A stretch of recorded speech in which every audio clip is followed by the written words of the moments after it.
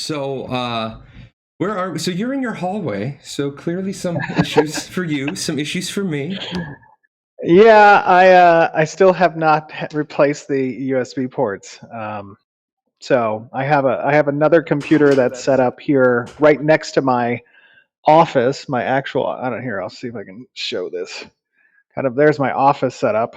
I know it's dirty right now, but this I'm right next to it, and this is another computer. So, yeah, I feel your pain this morning. I've done two demo checks because the audio for me, I've been having some audio issues since the last Windows 10 update, and then this morning it just completely shut down on me. Oh man, that's like the perfect gremlin scenario. Right before you're going to do something, everything breaks. That happens to me all the time. Perfect gremlins. I believe it's referred to as Murphy's Law. It is. So we said last year that the way we were going to get around that is I'm just going to come to the studio every year and do the interview. Hey, that'd be cool. You'd be welcome to. Although I suppose during these COVID times, it might not be the best idea. Well, I'm gonna jump. Well, I'm not gonna jump ahead. I did want to say it's great to have you back again, and I'm gonna start a little video. So there's a little video going. We'll loop back to that again. But it's great to have you back after a year. I do appreciate it. I know doing a show with Jahlon might be a little like taking a test, like a little worried. No, I think that usually, for me, there's so many moving parts to an MMO, especially that of Ashes. And part of my job is to make sure I know every moving part, right? And that sometimes can be a little difficult when pulling up parts that maybe have, either been already developed and I have not touched them in a while, or haven't been spoken about for a considerable amount of time. So I noticed that on the last stream, I made a couple of mistakes. I am human. I went back to rectify, but usually what that stems from is, I don't pre-screen like questions and whatnot. I just, they come as they are. And I access my data banks in my mind in real time in that regard. So today I did request last week that you forward over some of the questions so that I can make sure that if I need to reference stuff, I have that available.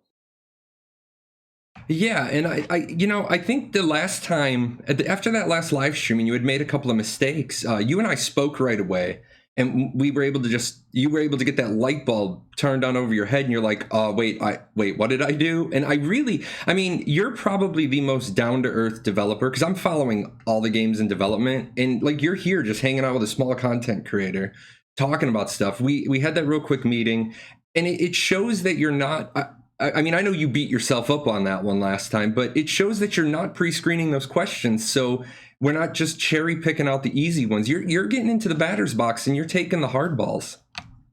Yeah, I think there is obviously, and we're not the only studio that is this way, I don't think, but there's a benefit to having, someone who's controlling the company and the project and them also being passionately a gamer. I think that's where the type of interaction that you see with me and perhaps with some other studios is Ashes of Creation right now is my life. That is 100% of what I do pretty much every day in and out is Ashes of Creation. So when you're passionate about something and it's the only thing you ever do, for these past years, it's no skin off my back to jump on and talk about things. I love talking about Ashes. And, with regards to the content creator standpoint, we haven't really done any marketing for Ashes. Everything that we have, cultivated from a community standpoint has really been a result of the community spreading the word. We haven't entered that marketing phase.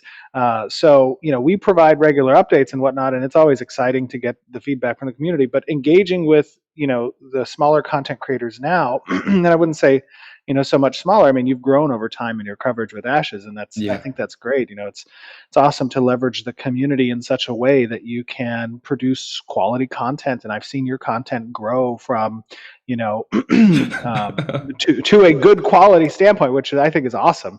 But my ideal interaction is to interact with everybody, whether they be big, small, whatever. It doesn't matter to me. I'm watching everything I possibly can. Any any content that gets created. And a lot of people don't know this about you, but you do watch all the content you can. You've found stuff like I know a lot of people watch the first couple of minutes. They like other people I work with on other projects. They watch the first couple of minutes of my videos and they're like, okay, it looks good. But you have plucked like math errors out of like minute 18, and I'm like, wait, what? So yeah, I mean, I want the audience to know that you do watch as much as you can. Well, yeah, usually that type of responsibility for most companies gets delegated to, marketing teams, which then, are responsible for that. And we have a great marketing team. We have a great community team in Margaret, Sarah, Danielle.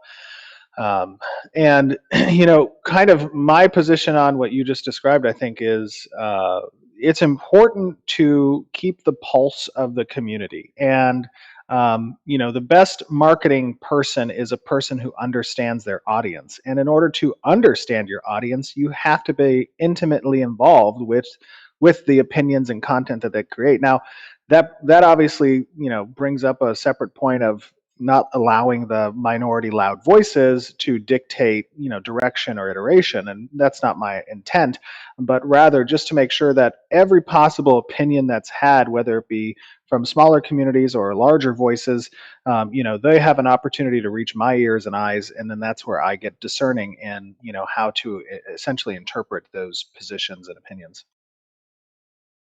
So it got buried, but I did want to say publicly, happy birthday, Steven! And you're giving the community the present today because you're taking time not only out of your day but out of your birthday to do an interview. So I did want Hey, to put out that happy birthday. thanks, buddy. Appreciate that. Yeah, it's a surreal birthday because I think this might be the first birthday that I didn't have, plans with friends on my birthday, so to speak. But these are the crazy times that we live in, and I love anything Ashes related. So it's no, it's not something. This is enjoyable. So I'm actually happy I'm doing it on my birthday because I got something to look forward to So, outside of my normal day to day work. oh yeah, I believe me, I know, I know. And then I wanted to make sure that I showed these. Uh, you guys just put these out this morning, or yeah, morning your time. The cosmetics have just gotten so much better over the years that we've been following the monthly cosmetics. Margaret had mentioned she has been doing the concept designs for a while, not the art, but like the the description of like the direction. Sure. Yeah.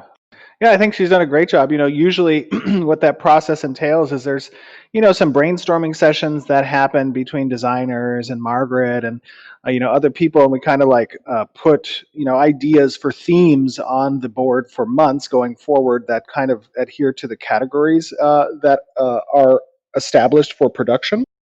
And then Margaret really takes those settled on brainstorming ideas and starts referencing, different arts and ideas on like the, the types of creatures or, caravans or buildings that adhere to the essentially the theme for that month.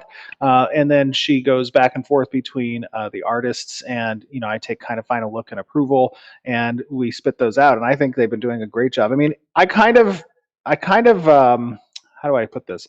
I kind of think of it as a television show. The first season in most television shows are kind of like a little interesting and weird. I know this Yeah. especially with like Star Trek, Oh uh, yeah, definitely. but it's kind of like recurring theme for each type of Star Trek series that the first season's funny. I think that's similar in production and concept. Like we're a lot of the artists and like the ideas are getting established and the guidelines are getting kind of established, and as it moves forward it continues to get better and better and better, and I think that's been demonstrated, I think, with these concept pieces and the art there. So it's been 5 long years for you. Like I've kind of watched you like kind of get tired, being like the same way you watch a president get tired. Because you Intrepid was founded in 2015, if memory serves, and Hmm. then development on Ashes really kind of, it was like commingled there at the beginning, and then you guys have really been going full court press since the Kickstarter. Yeah, I would say Kickstarter is when it really started to, ramp up. I think so. 2015, we started the company in May of 2015, but we didn't hire our first, group of people. I think until it was about October. Or no, sorry, it was December of 2015. So really, pre-production and planning started, I would say, the first of 2016. And we about until up to May of 2017, we got up to about 13 or 14 people. So, just kind of establishing the base stuff. But from Kickstarter days to today, yes, that's when really production started kicking off like crazy. So about 3 years now of major production stuff. And actually, like, as we move forward, even into the next alpha and betas, it just continues to ramp up because we haven't even hit our peak yet. So I'm gonna jump ahead. I was gonna ask some staff questions, but since you brought that, I did want to make sure everybody knows the staff page at intrepidstudios.com used to show everybody, and then just today, while I was checking some stuff, you guys have deliberately chopped that down to just team leads and like top Yeah. people. Yeah, I think that was done maybe a week ago. I'm not sure, but I know I was asked about it a week ago, and I gave approval for it. Essentially, some of the things that I think the community and who may not have a lot of maybe business experience or understanding of the industry, um, it's a very competitive market out there, not just for headhunters that try to poach from studios that are doing things that get on the radar of other studios, which I believe, Ashes, even though we haven't entered marketing phases, we are pretty well known in the MMORPG space as an anticipated project, and we have a lot of eyes on us. So, when I take off my community hat and I put on my business hat, we have to take certain safeguards in order to mitigate the potential for larger companies like an Amazon or whoever to take notice of what we're doing and then take interest in our team. That's a reality of business. Is there's concerns on that front. So you don't really find a lot of studios that post all of their developers, especially studios of our size and the size we're moving into. And the decision was made that it's best to try to mitigate that potential. Yeah, I just wanted to make sure everyone understood that because I didn't want anybody to I didn't want anybody to go to the website and say, "Oh my God, they've pulled a blank studio and they've just cut down to 11 people." You still have a robust team. You've just made that there was a conscious decision there. It's not a web page error and it's not you've shrunk. You've just deliberately moved towards maturing a bit as a company. Yeah, I think, there are different stages in which companies obviously exist, not just in this industry, but across the board. And, as you begin to move to over, 50, 60, 70 in-house people, you're starting to enter kind of the middle realm of a company size, especially for, game development and projects. Now, once we start entering into um, our full kind of goal of having 150 in house and having another 150 or so that are outsourced or contracted, that's when we're kind of playing with the big boys. And Intrepid started out as an independent studio, and in the sheer sense of terminology, I suppose we are still an independent studio with that regard. But the product we're producing, the budget that we have, is a AAA product and budget. So that's going to attract a lot of interest from other teams out there that have an opportunity to gain insight, not only to like I've always said, a transparent development is a double-edged sword. There's a lot of things that are positive and a lot of things that are negative. One of the negative things is that speed to market is a very important aspect of a project, and there's a reason why many games in development do not showcase their active designs and their active, staff and their timelines and their a lot of different things. The reason why they don't do that is because you have to be cognizant of that competitive market. So, we try to show as much as we can in order to benefit from the good side of the sword while trying to also mitigate the bad side. Yeah. So I mean, I'm not gonna. Unfortunately, Intrepid is like stalked by lots of people, your community. Yes. So in respect to that, I do. I mean, you've seen. I know some of the new people, but you've chosen not to name them, so I'm not going to name them because that's you've moved in that direction. But how many people last April we had about 60 people, you had about 60 people in San Diego. When the pandemic eases off and everybody can get into that new studio, how many people ballpark do you have ready to report to work in September? I think that when in the September timeframe, we're probably going to be staffed up to around, I would say, 70. And that doesn't include our independent contractors as well as our contracted companies that are working with us as third party companies. But I think in house, and then once we have the ability to ramp up the additional hiring phases as we've been promoting on social media, which, by the way, everybody out there who is watching, who helps us repost that, follows on socials, all of that helps us recruit. So by all means, continue to do so. And if you haven't done thus far, please take an interest in potentially doing that. But the goal is to very quickly ramp up on the production side. So I'm not going to give necessarily specific growth numbers, but the aim is in September, we're up to around 70, maybe a little bit over 70 in-house. And speaking of that new studio, last time you were here, we did an interview last year, and I would reference people to that, but we were still overcoming my deafness. And to anybody, if it sounds like I'm in the middle of a rainforest now, it's been dry as a bone here for the last 10 days, and now I've got a thunderstorm during the 1 hour window I'm interviewing you. But you guys had horrible luck trying to move out of your old studio and get into a studio, and you Yeah. finally did it. And it was, man, I know. I felt sad when you posted that video of you talking in the studio and you could see where all the desks were.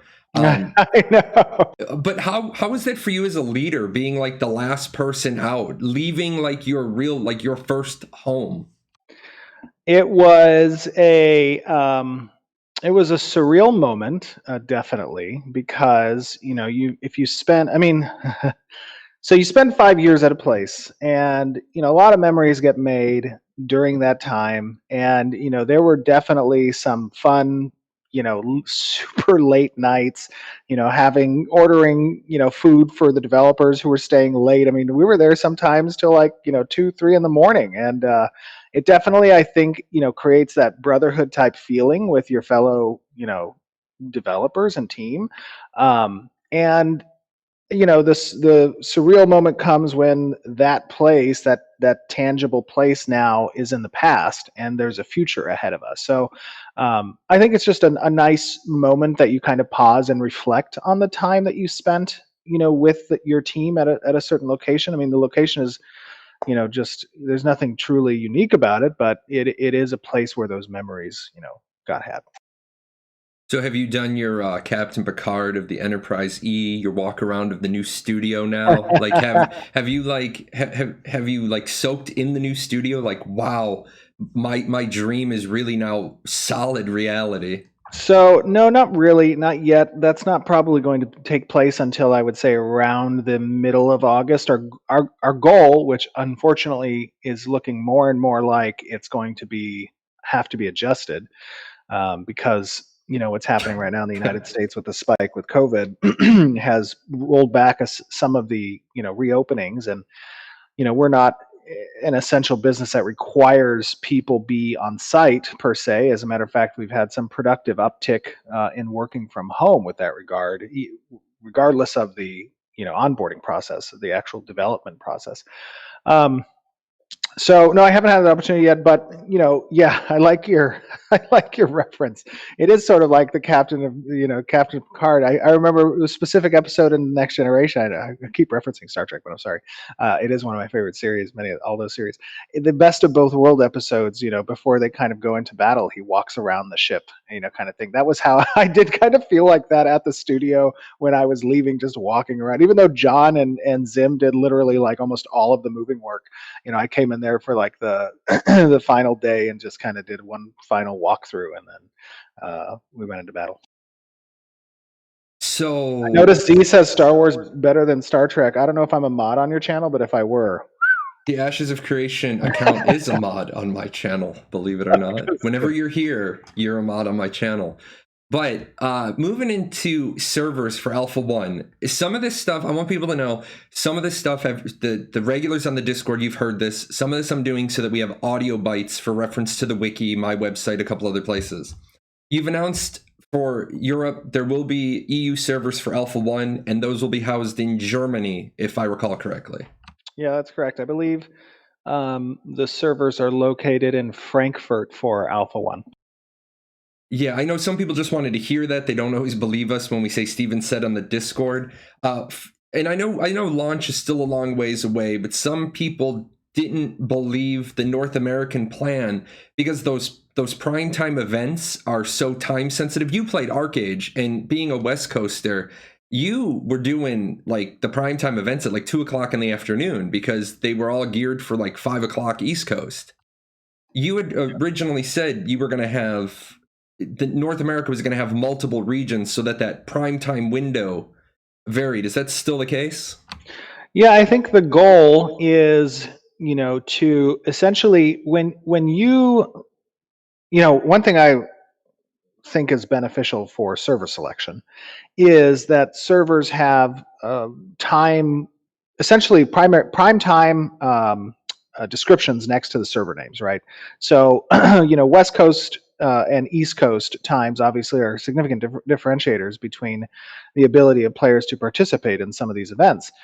So, if we're able to essentially timestamp certain servers as either being primarily West or East Coast for at least United States or North America, I think that's beneficial, and then partitioning them accordingly. Now, people can still obviously choose to play whatever server they want, but I think that's beneficial. Yeah, and I mean definitely because you don't want people pulling Eve online sieging nodes at 2 o'clock in the morning. I mean you've spoken Oh no, yeah. you want that to be Oh, respectful of prime time. yeah. So the mechanics that revolve around player instigated events, those adhere to the server prime time rules. So when players have an opportunity, let's say, to initiate a siege against a node, which is one of the primary, player agency type uh, decisions about timing, there's a window that's respective of the server time for the region, and players must declare that siege within that window. Now, there's going to be some variable there. Obviously, it's not going to be, hey, you can only declare the siege and it occurs at 7 o'clock, Eastern time or something. Instead, it'll be probably between like 4 and like 9, and they can place anytime at that point. Right, a window, but you're not going to have to be getting up at 2 o'clock in the morning to defend your node. Correct. And then I know uh, again you've talked about it on Discord, but Oceanic and Southeast Asia, you are cognizant that there's a big Australian population. You're just not at the stage where you can make specific statements about that region. But I mean, you haven't forgotten them, but you just can't give them a definitive where the servers are going to be yet. Well, you know, I think there are definitely going to be Oceanic / Southeast Asian servers. Now, whether or not those servers are going to be located in Singapore or in Melbourne, that's the decision that has yet to be made. But the Australian player base are not going to have to connect to a West Coast server in order to play the game. They will have a Southeast Asian or Oceanic server that they can connect to. Alrighty, and then let's talk about My.games for a minute, because this is probably the one area that people are the most unhappy about, specifically the cosmetic purchases. Now, you and I have talked about it, and viewers don't know this, but you and I talk about, I bring a lot of stuff to you, and I get 100% answers. I don't always get, like, I always get 100% acknowledgement. You take everything I bring you under advisement. But the My.games people just want to know, maybe not today, but is there a plan for how they're going to be able to buy monthly cosmetics? And that's kind of towards the, and I'll throw these up, when these cosmetics are on sale on July 15th, the North American Intrepid account holders, they have a month to decide if they want them. If we don't buy them in that month, they're gone forever. But how are the European players going to ever be able to buy individual cosmetics is kind of what they're looking for. So, we have a few ideas on how best to approach that. I'm not going to necessarily elaborate at this time on those ideas because I don't want to necessarily give, false hope on if those decisions don't get, actually approved by either myself or, we haven't had the full discussion on how to approach that yet. There is going to be an answer to it. It is something that will become, available at some point. But it's important to note that at this stage in development, and I know we have the cosmetic plan here, and that there are European users who want to be able to partake at this time in that.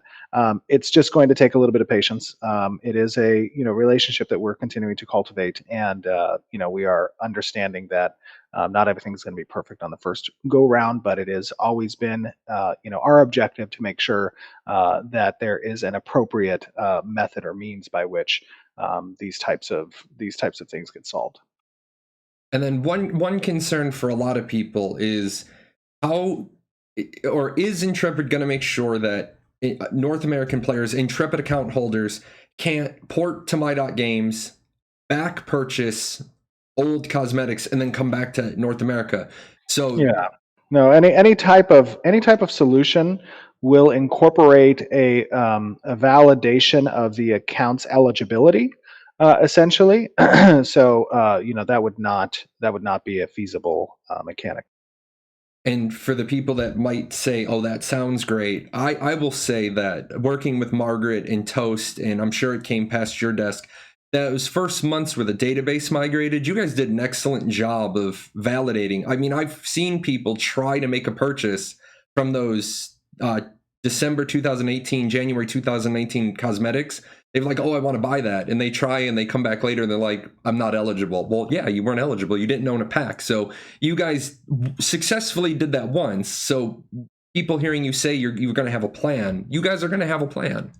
Oh, absolutely. I mean, part of establishing the initial infrastructure of the account database and systems is ensuring that all types of metrics that we have available to us in order to essentially service customer service requests or to backdate and fix certain issues account related. That information is available to us, and we can always query the database in order to facilitate that approval process. So there's no concern there on that front. I mean, it is really more along the lines of a business decision to ensure that we're fair in our approach on how we accommodate either missteps or things that need to be accounted for that weren't developed at the time. So yeah. So the next one, and I know you're not going to like me, the referral system. It's been a long time since it worked right. And so the first question is, people wanted to know, is this going to be a My.games thing, or is this going to be NA only, or is it too early to know how that's going to work given EU law? I just had somebody ring my doorbell, and I don't know who it is. I hope John can grab it. So the question, I'm sorry, I was the doorbell got you. What is it? Can you repeat that question just one more time? Is the referral system only for North America, or is that going to work for My.games, or is it too early to know how that's going to work for the European community? So the referral system minus the cash portion of it will be will be for sure available through My.games. The cash side, I don't have an answer yet for European Union residents. That's something that, from a legal standpoint, needs to be determined. If you're an Intrepid account holder and you have participated in the program, then all features will be available, regardless of whether or not you're an EU citizen or not. That's through Intrepid. We have to come to, I think, we have yet to come to an announceable a guideline for the community on the My.game side. And then the big one, the old referral system, it gave you a lot more information, showed you how many, like, what your people were purchasing, how much you were owed, and then you redid your whole back end on your webpage. But I mean, it's 3 years in. Switch places with me for a second. You're selling my dream. You're out there making content. You're hustling, and you're literally looking. You have no idea. I know how much I was owed like a couple of years ago, and I have no idea now. So I know you guys are trying to hire a web developer. Is that like when maybe are we gonna get a full update? So, I mean, first of all, I understand absolutely, the dilemma of not having as much insight to the metrics that the old system had. From an information standpoint, everything is there. From the ability to continue to use and accrue referrals and track expenditure, that's all still present. It's just not displayed currently. Now, that's the first part of the question. The second part of the question is with regards to development and essentially exposing that type of dashboard functionality and additional information to the referral the referral person. There's a lot of stuff that is on the plate of platform from a development standpoint. And like all companies, we have people that come and go, and I've had to let go people, and that can interrupt a little bit of the schedule, especially on the platform side. So we're in the process of attempting to continue to hire additional platform team members, and that is a very competitive market from a hiring standpoint, because those individuals aren't game specific. They're not gameplay coders. They are platform engineers, and they're applicable across the spectrum, whether it be Facebook, Google, Amazon, and we're in a very excuse me, we're in a very competitive environment in that regard. So it's a little bit more of a process to onboard and to recruit those individuals, which then delays the functionality, and unfortunately the referral program takes a significant backseat to, as well as even the Xsolla changes. Those take significant backseats to the game-related account services, the CS tool services, the server instances and architectures and setup of our microservices, the Kubernetes work and Docker that needs to be completed. I mean, all of those things take priority over the community-facing stuff, and that's because, and it's not because the community takes a back seat, but it's because the focus has to be on the game development. So I try to continue to give updates on that. We're still trying to work towards that. We're trying to onboard additional people that can help with those types of backseated tasks. But right now it's just going to require some patience. All right, you get to take a big deep breath now. All the painful questions are over. We can move to the fun stuff. Okay, yeah. So I'm gonna switch the video here, and I'm gonna put up housing for the time being, because you played ArcAge, and you seem to be really passionate about making a housing system that works. Yeah, I'm very passionate about a housing system. I think it's a very significant backbone of how not only players get to enjoy their time within a game like Ashes of Creation, but also is a complementary piece of progression to certain economic slash crafting oriented systems in the game. So when it comes to in-node housing specifically, is there going to be an artificial system-driven cap on the real estate, or is it just free market economy? You can sell your house for whatever you want to sell it for. Yeah, there's no cap essentially in player originated sales. Those are determined essentially by supply and demand as it is within the game, and there's no artificial barrier to how high that demand can go. And then I have to say, I was a little upset for a while because the housing, we're going to show housing. Oh, we're not showing housing. We're going to show housing. Oh, we're not showing housing. I'm glad you guys waited because the housing last month, what's being shown right now, it was worth the wait. And so many people were excited that the in-node houses have gardens, like the little icon popped up. What else can you do with an in-node house? Because at some point you talked about taverns, shops, but that's the taverns and the shops. Those aren't tied to in-node housing, are they? No, the taverns and the shops are not tied to in-node housing. There are freehold related businesses that can be established, but each of the different types of housing have certain benefits that are granted to the owners, and additional benefits that get granted to those owners who are citizens of the node as well. So it's there's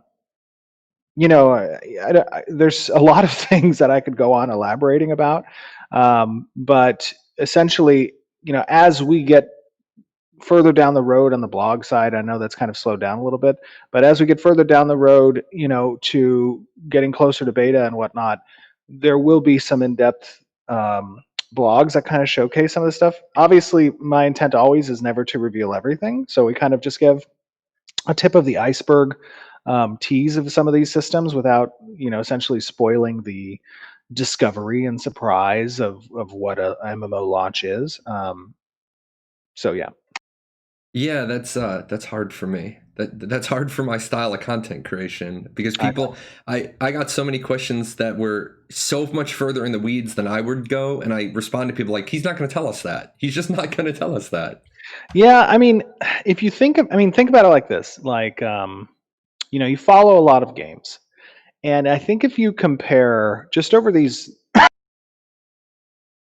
excuse me, just over these 3 short years that we have been, interacting on the community front, and you go and you take a look at, like, let's say a Wikipedia, like the one that Lex has graciously been a part of creating, there is a absolute shit ton of information about the design Yes, of yes, that there shit. is. So, I don't think we've been short on providing design mechanics and essentially content creator material, but we do have to be cognizant of revealing too much. And going back to that competitive market idea as well, outside of just spoiling the surprise and discovery for our fans, um, you know I think that many of us have seen recently some games that need not be mentioned have taken a look at some of our designs and have implemented Most them. So most definitely. yeah. People were wondering one thing people were upset about the node changes its architectural style based on the race that contributes the most XP, and then there's a lot of other systems to make sure we don't end up with 100% Vec Orc dynamics. But people were asking, since you're already going to be doing the toggle to stop your house from growing when the node grows, you can keep your house, you can keep a cottage. If you buy a cottage and then the node goes from stage 3 to stage 4, you can lock in to stay a cottage. You don't have to upgrade to the next bigger size. They wanted to know, have you put any thought into allowing the person to lock their racial style? So if I buy a cottage in a Vec node, and then it goes to elves, dirty elves, can I lock my architecture style to stay a Vec cottage? The answer there is no. And the reason for that comes primarily, it comes from two points really. First, from an aesthetic standpoint, the cultural identity of nodes, we want to be fairly consistent from a visual standpoint.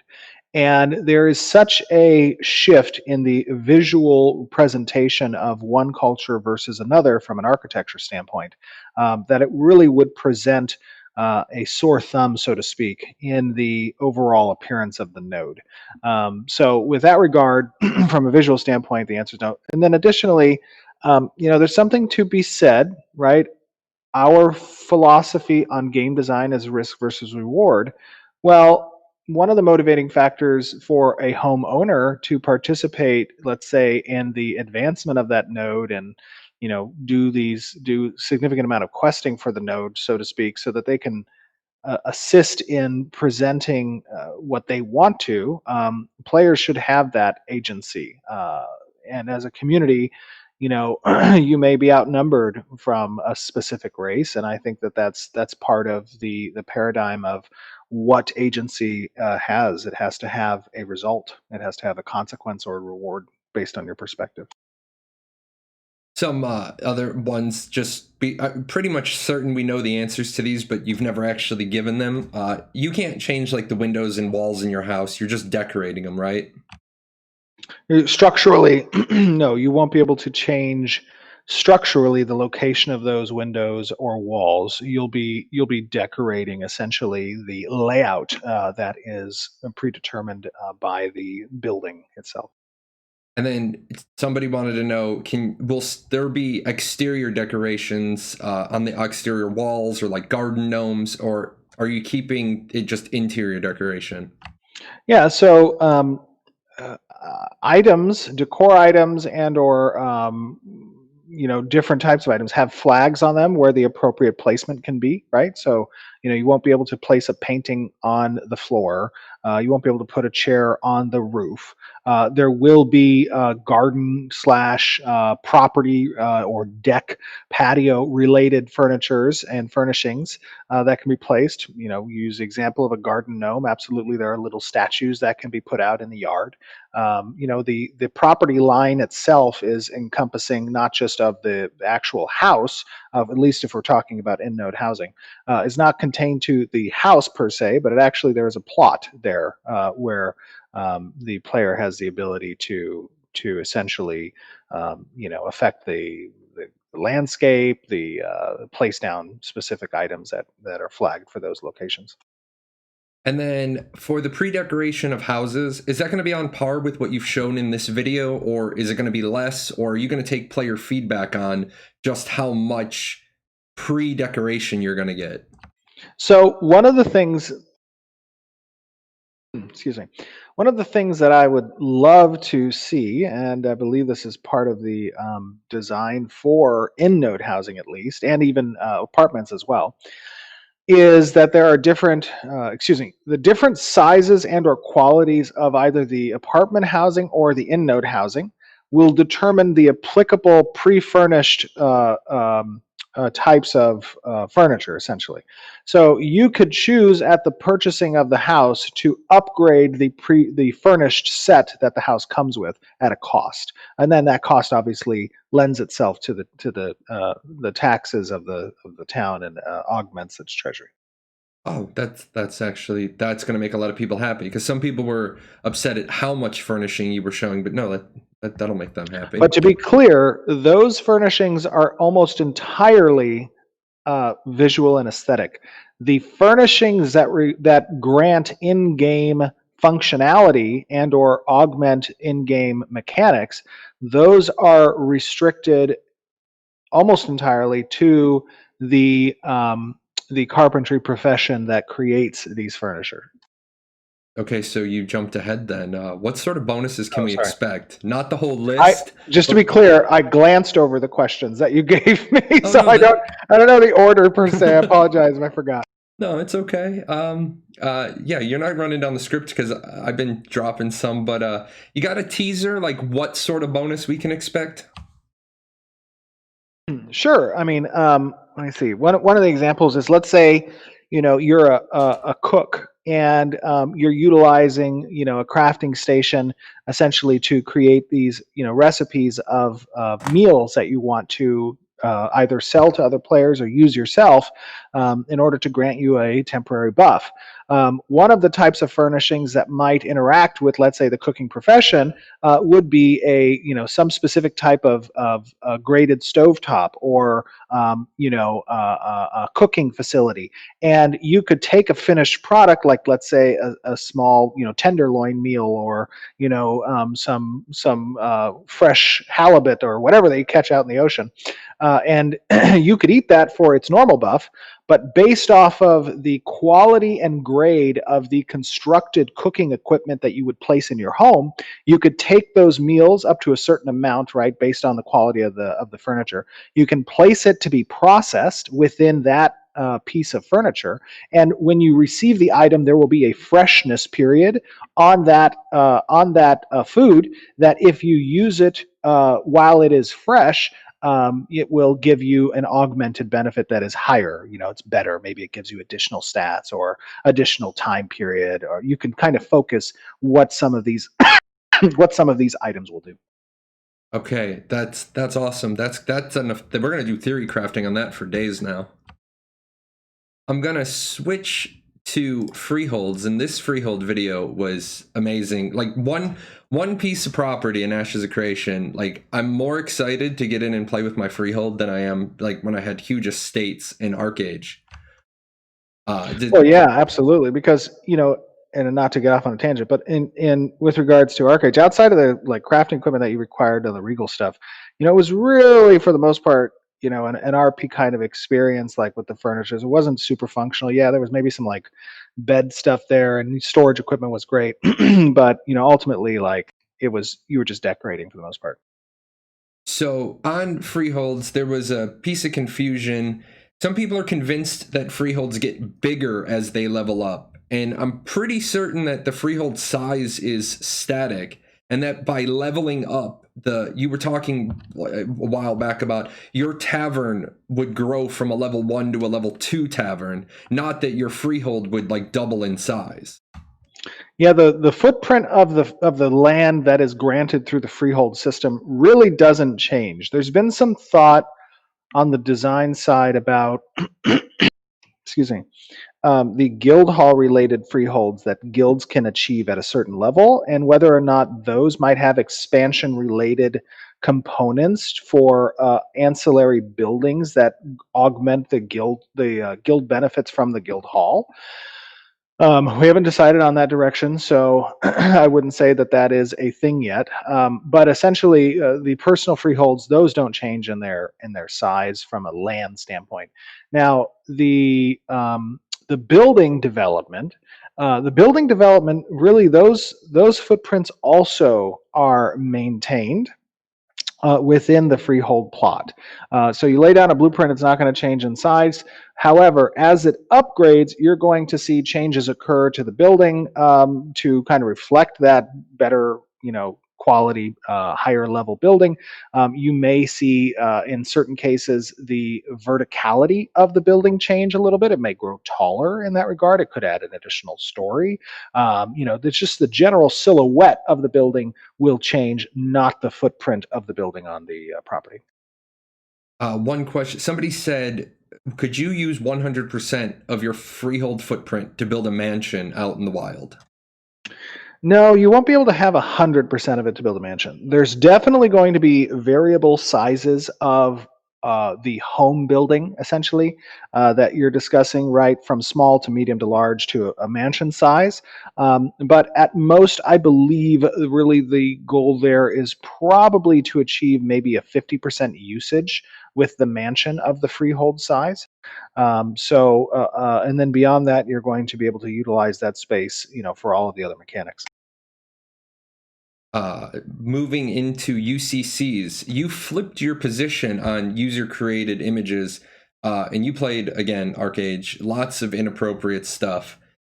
People are saying, what's going to happen if you upload something that is, offensive? Or what's going to happen to your account if you just get vulgar or offensive with your UCCs?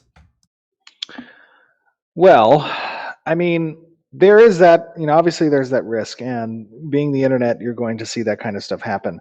The benefit of, I think, the direction that I'm taking Intrepid as a company in is that a significant portion of the revenue created by the game, you know, goes into not only creating additional content and updates for the game, but also goes into, I think, caretaking, as I like to call it. And that caretaking is multiple things. It's having active and present GMs on servers. It's having an interacting community team that is always present and on on call for participating in forum discussions and streams and updates and stuff. And with regards to this UCC question, I think when you have an active GM team that you have directed to caretake the product, you're going to mitigate a lot of that functionality you don't want to see out of this custom image system. People who incorporate, or excuse me, people who look to, let's say, meme the system are going to be met with the type of enforcement that they don't want to have on their account. And being a subscription based product and being a risk versus reward and maybe a more old school approach to character development and progression, I think they're going to take a significant risk in doing things that we don't want them to do, which will result in the jeopardy of their account. So I think that is not going to deter 100% of things. I don't think you ever can deter 100% of things unless we go away from custom images. But I think that we can achieve some parity of essentially enforcement versus infraction ratio that's going to be livable for everybody. Well, I think that following a standard approach to an escalation system, where certain infractions are immediate and automatic bans, and some infractions provide a path forward where action is taken that might ban the account or strip the account or provide some chat bans or the ability to play over a week or so. Those types have some pretty standardized escalatory a plan which we're going to incorporate. So if you buy gold, depending on the seriousness of the infraction, you could go anywhere from being stripped to being banned for a period of time to being permanently banned. So yeah. Sorry, the community didn't hear the question. The mic didn't open for them. It was what happens if you buy gold, and you just heard Steven say there's a sliding scale that you could get banned. We got a couple of minutes left. Divine and military node blogs. What happened, man? You kind of left us hanging. Yeah. So I think back when we were doing those blogs, right, the divine and military mechanics were in an active design discussion point where there was a potential for it to, and it did actually, for it to go a few different ways. So they will be released in the future at some point, but essentially I want to make sure as we release blogs, even though there's always a subject to change during this period in development, that they're pretty firm-footed in their application and implementation. So that's essentially what happened with those. Yeah, because you talked about on the Discord, the military node election system kind of changed because you're not balancing PvP for 1 versus 1. You're balancing PvP around group play. There would be some classes that would struggle to be the mayor of a military node if they had to compete as their class. So you talked about the build a champion system, and I know you don't want to like tip your hat on that, but you kind of listened to community feedback over the years, and you're like, yeah, you guys might have a point. Yeah, I think on that, I mean, on the military node front, right? I believe it was Akil who had brought up essentially the champion system. And, for me, there was always, in the games I've played where there's gladiatorial arenas, there's many different, approaches that games have taken to try to um, curtail the problem of 1 versus 1 balancing. As you just described, they have like equalization where your gear doesn't count, or they have where you're categorized only against your other fellow class, or a lot of different things there. It was difficult. Excuse me. It was difficult to, kind of, I think, solve a problem that's been present since day one with those types of systems. Many people have tried. So I really liked the idea of the champion, and that has to kind of go through obviously testing and whatnot. But essentially, what that system was is, upon citizenship of a military node, you gain a champion and you kit that champion out and you gear him out based on progression with certain systems, whether that be quest related, whether it be essentially like a combat pet that's out when you're leveling, or whatever. And when the arena system begins, your champion faces other champions, essentially, where you control sort of that champion. That's kind of, I think, the next direction, at least on the electoral method of the military node system. That just gives you an example of kind of how designs get changed as they're further fleshed out. All right. We had a conversation on the Discord that caused more confusion than clarity, and it was stalls, shops, markets, and marketplaces. Everybody's clear on shops now, but people wanted to know if all nodes have player stalls. So do all nodes have a way for players to sell goods? Yeah. So all nodes do have the ability to spawn player stalls. If you're not an economic node and you don't have a market that's essentially your unique building, then you can construct essentially what is, I guess, would be called a auction house. A marketplace, and that marketplace will then come with certain services, and it will come with a certain number of stalls. Um, the economic node, as I recall, has the ability to construct an auction house, and the auction house serves through the economic means the ability to list and sell items, and that comes with additional stalls as well for the players. So just because Lex and I, we were trying to clean this up. Economic nodes get the unique building that starts at market. Non-economic nodes have a mayoral building called the marketplace. Correct. Yeah, that would be right. So the marketplace, I think, comes online at stage 4. Which is essentially, when you say mayoral building, it's essentially a constructible. We call them constructibles, right? So the correct term for the mayoral buildings is constructibles? Yeah, sorry. Those are, yeah. So essentially, these are buildings that the mayor has agency over determining whether or not they should be a constructed project. So these constructible buildings can be selected at open plots that are gained as the node advances. If they elect to begin construction of one of these types of buildings, one of which is the marketplace, it'll grant certain trade benefits as well as some stalls that the citizens may participate in. Alrighty, that is perfect. Now, it has been an hour, so I don't want to keep. I think we can go over. I know you didn't get to some of your questions, and I was a little late, I think, in connecting with you. I think I connected with you on Discord at 1:00, so I apologize for that. So yeah, you did it to me 2 years in a row, man. I'm like, where is he? I unfortunately, I was like trying to get off my call, and I was like, I need to go, and then just questions kept coming and coming. So during sieges, we know apartments can be specifically targeted and destroyed. Does the loot inside become like spoils? Does the apartment building become a big loot pinata? So essentially, excuse me. So essentially, what is lootable is, as we know, raw gatherables and processed goods, right? And housing has storage capabilities, right?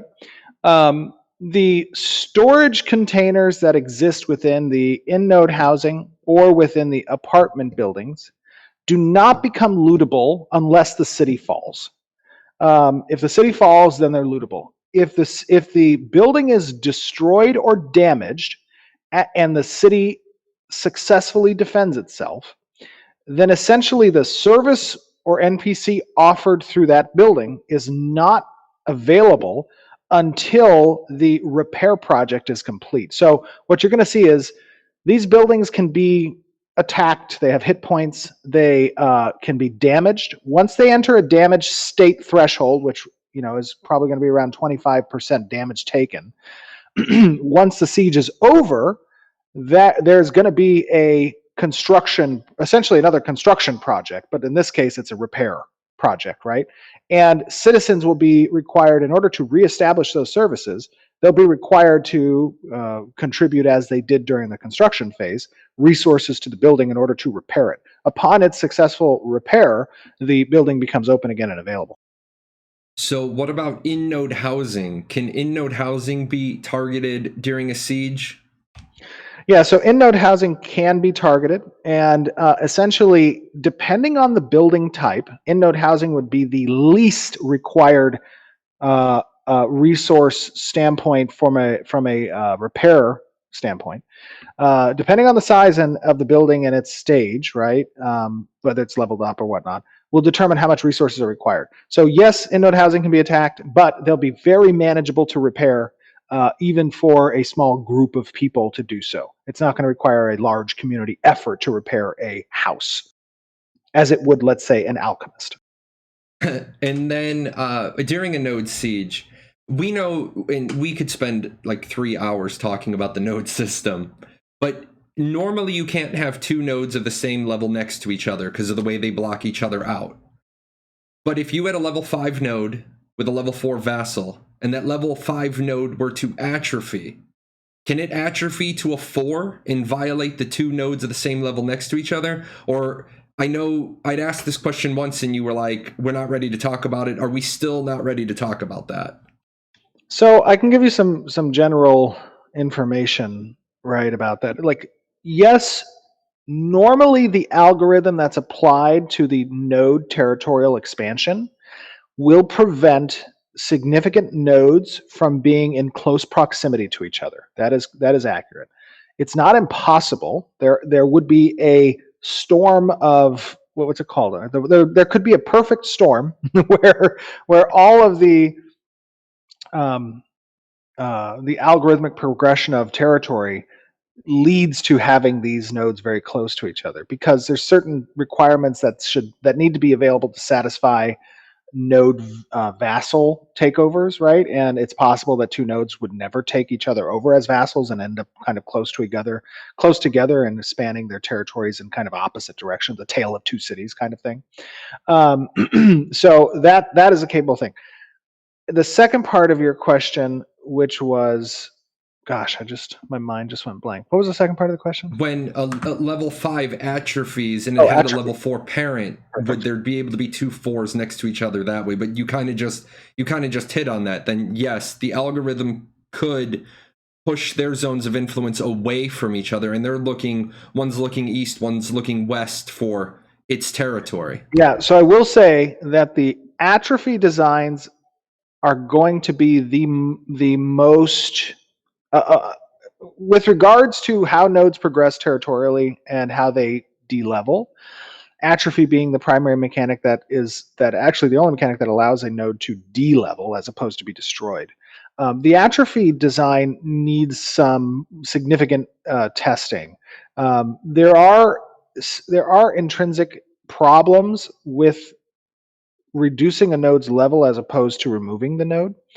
And it may be possible, I'm just going to say now, that we don't actually atrophy nodes to de-level, but rather accrue atrophy points that must be replenished over time. And if not, it begins to disable services and further compound the atrophy problem. At which point, when it reaches a certain atrophy point, then the node would just disappear. So, like, in my opinion, based off of, because the problem is when a node levels up, so many systems start to come online. A lot of connections get made. People own houses. There's issues with just de-leveling a node, because you got to go back and reverse all of that. And that is a difficult, idea. From a design standpoint, in my mind, I'm thinking, hey, I would love for nodes to de-level. From a practical standpoint, it's a difficult achievement. So instead, what we may do, because the siege mechanics require that nodes can be destroyed, right? We may take the atrophy mechanic and we may reduce it to that being the end result, but then expand the atrophy required to actually get there. Yeah. And then for somebody had asked, do nodes require materials to starve off atrophy or just experience? Like you build your metro, you 100% love how it is. Jahlon's been mayor for like 19 months. We've never had to kick him out. We've never been sieged. Do I still need materials every month or just XP? So, in an indirect way, yes, you can use materials. The way that the indirect method of essentially combating atrophy is the mayor has at his discretion certain tools to initiate quest driven systems that non citizens can come to participate in, and he can use a portion of the treasury and or goods that the node has available to him as an incentive for those quests to be completed. So essentially you will be able to interface with a applicable node that you want out in the world and see, hey, what's available at this node for me to do and what's the reward, and mayors can drive those rewards up within an acceptable window that make it more advantageous for you as a player to go there and participate in that. And that's one of them. And then some of those quests might have material, components, as you just asked. And so indirectly, then yes, materials could be applied in a way to curtail attrition. And then everybody's favorite system, the corruption system. We've been successful in getting people to understand that they may not like it, but let's test it before we don't like it. And last year, you and I talked about it, and you gave me a really frank answer. You're like, yes, I hear you, but please test it first and then tell me.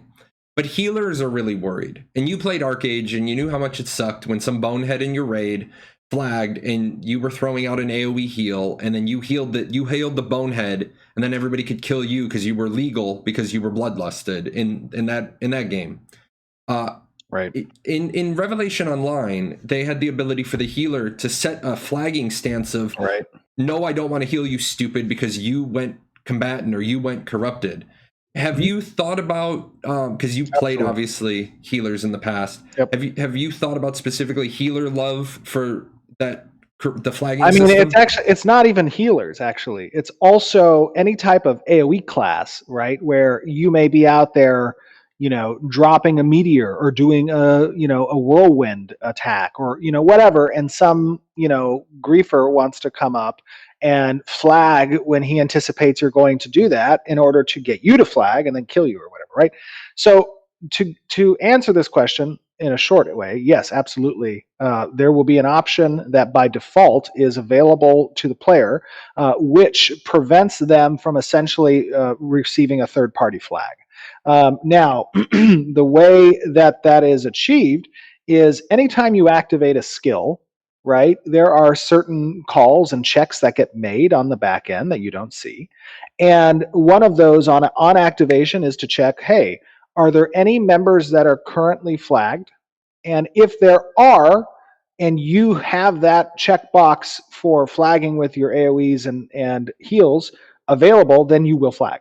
If you do not have that box checked, then on completion of the skill, it will not flag you because the check was made at the start that there was a flagged party member. And then he or she will not receive the beneficial effect as a result, or the damage if it's an offensive spell.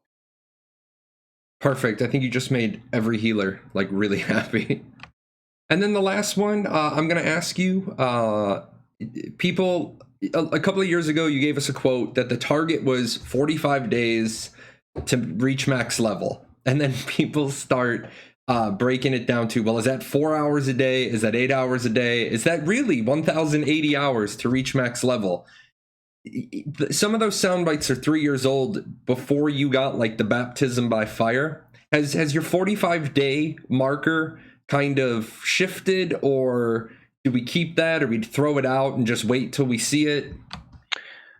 I don't actually recall the number of hours that was used in that that calculation that I was deriving that answer from. But what I would say is the 45-day comment was, at least in leveling your adventuring class to max level at launch, which is 50.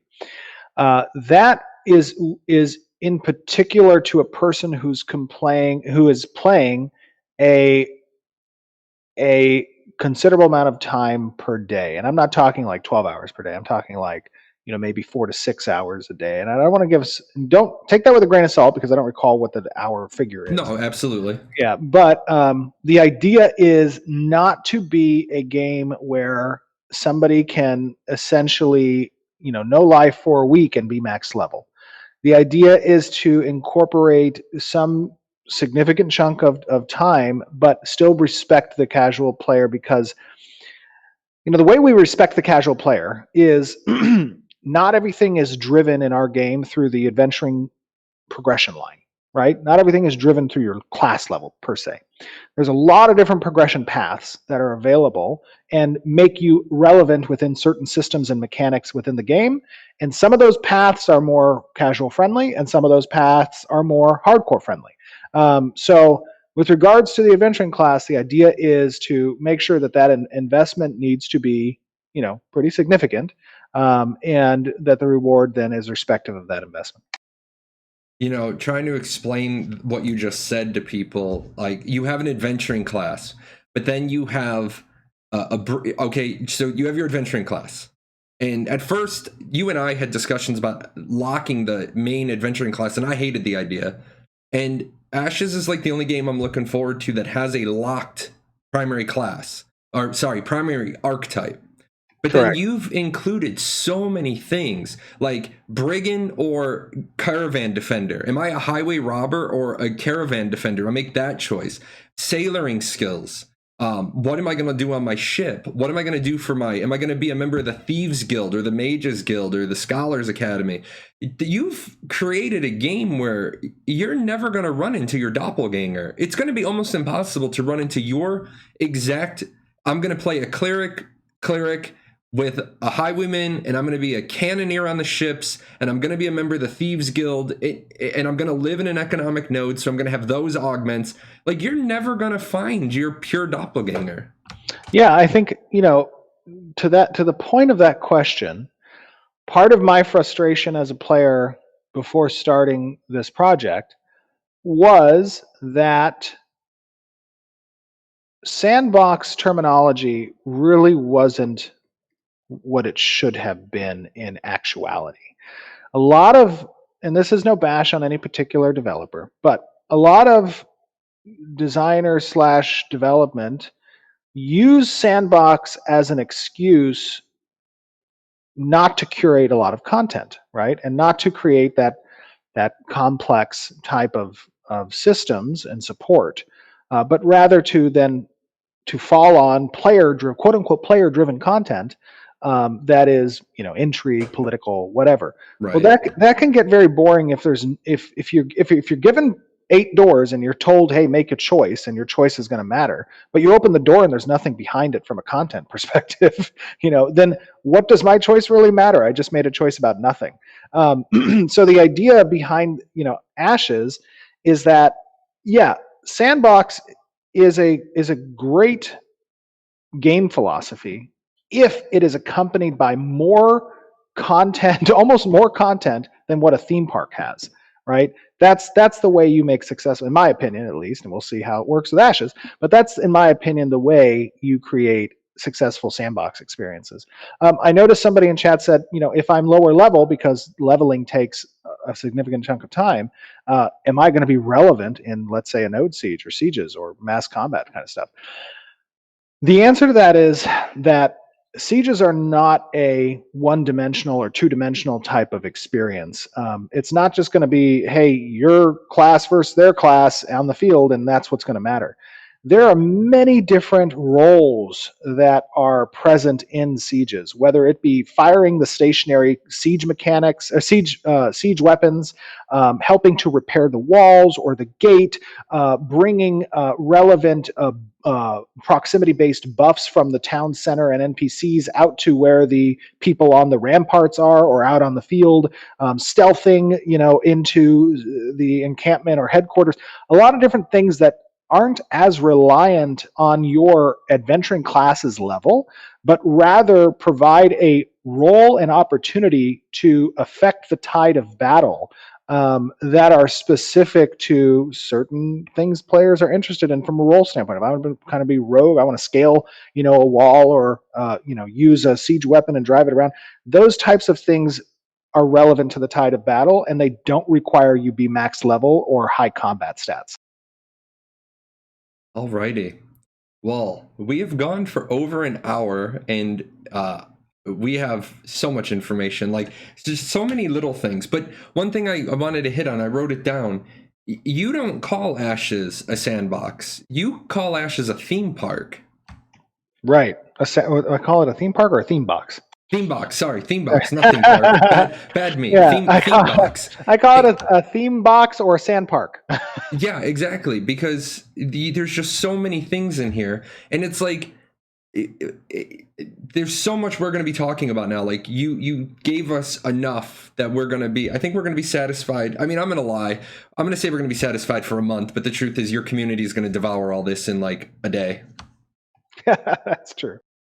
But I'm not the first to use that term, obviously. I've heard it described for other games as well, but I think that we're probably the first that are actually going to implement it. You know what I mean? Like, without expanding on that, I don't want to get into specific other games, but I think that we're the first that are really targeting that type of combination between the theme park and the sandbox elements. Well, I know it's your birthday, and I know you want to go run like a birthday 5K. No, I do not. But yeah, can we get happy birthdays for Steven in chat? Just because, I mean, he did he took a chunk of his time out today. The community loves when you do these. They really do. Well, I appreciate the happy birthday wishes. I feel very loved today, even though I'm all by myself here. Just John and I, no plans because of the stupid coronavirus. Whoa! I saw your dog, Silas, right? Oh yeah, Silas. Yeah. I saw Silas when you were getting your water. I saw Silas walking with you. And that's true. I do have the girls. The other one, Silas and Riley. Riley. Yep, I think they might have gotten me some presents that maybe was that doorbell. We'll see. Anyway, I'm going to let you go. I'm going to talk to the community a little bit. I saw a bunch of things. People will probably ask me stuff. But you go enjoy your birthday. You go into that like kitchen that costs more than my house and cook something. I don't know if I'm cooking tonight. I think John's cooking tonight, but I appreciate it. Thanks, buddy. I appreciate that. All right. Well, we will talk to you again soon. All right. Take care, everybody. Thanks for tuning in. Thanks for the interview, Jahlon. Appreciate it, buddy. Keep up the good work on your channel. Thank you.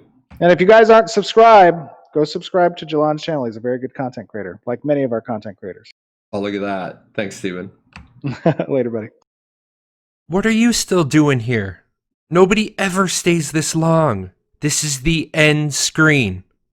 Well, since you're here, there's a couple other videos I think you should check out. And all those names, those are my patrons over at Patreon. I couldn't do this without them. So, big thanks to them for all their support.